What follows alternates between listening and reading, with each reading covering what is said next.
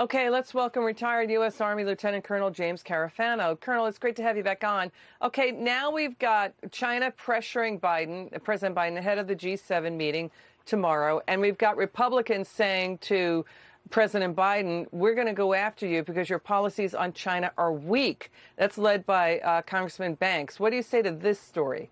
Well, I would say the president kind of asked for it. I had a good friend. She sent me a tweet. She said, Biden's China policy looks like the dance of the seven veils. They've been very equivocal in the message that they're sending China.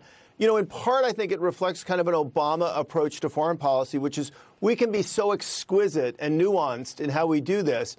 But you know, it's like flicking your fingers when everybody else is throwing sledgehammers. They're not sending clear messages, and we're not really sure yet if it's because they just don't know what the heck they want to do, or they can't decide, or they're just mimicking this kind of Obama foreign policy of not wanting to appear tough, but on the other hand, you know, not wanting to appear weak, and you look kind of mushy. Yeah, let's listen to Rick Grinnell on this. He would agree with you. Let's watch former acting DNI Rick Grinnell. Watch this. This is now a real serious pattern of how the Biden administration, the Biden picks, the nominees, have really been downplaying China and the crisis that we're in with China and overplaying the Russian threat. Russia's a problem. China is a crisis. The whole idea of having an America First policy is to stand for Western values, is to stand for capitalism, is to stand for the rule of law. We can't cut that in half. We can't decide that we're going to just have consensus with the Chinese when they have a genocide going on. And what, are we going to have half a genocide? Yeah, that was in reference to President Biden saying to the CNN town hall on Tuesday that Chinese President Xi Jinping, that he gets it when Biden criticizes China for human rights abuses.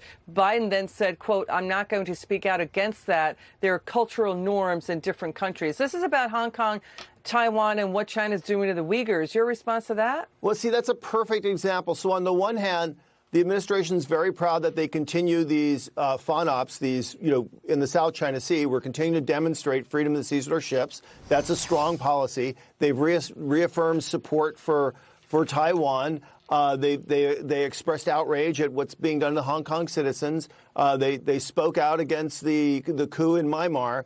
But on the other hand, we have this. We've just declared a genocide. The grossest human rights abuse you can possibly do. It's official U.S. government policy, and the president equivocates on it.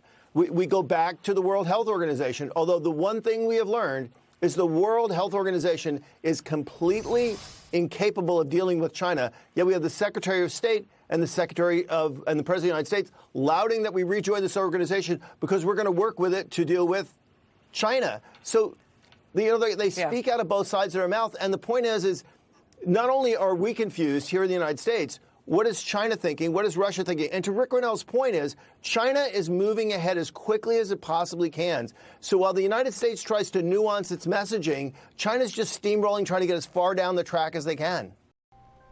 Thanks for watching the Heritage Foundation's YouTube channel. With more than 500,000 members, we are the nation's largest conservative research and education institution.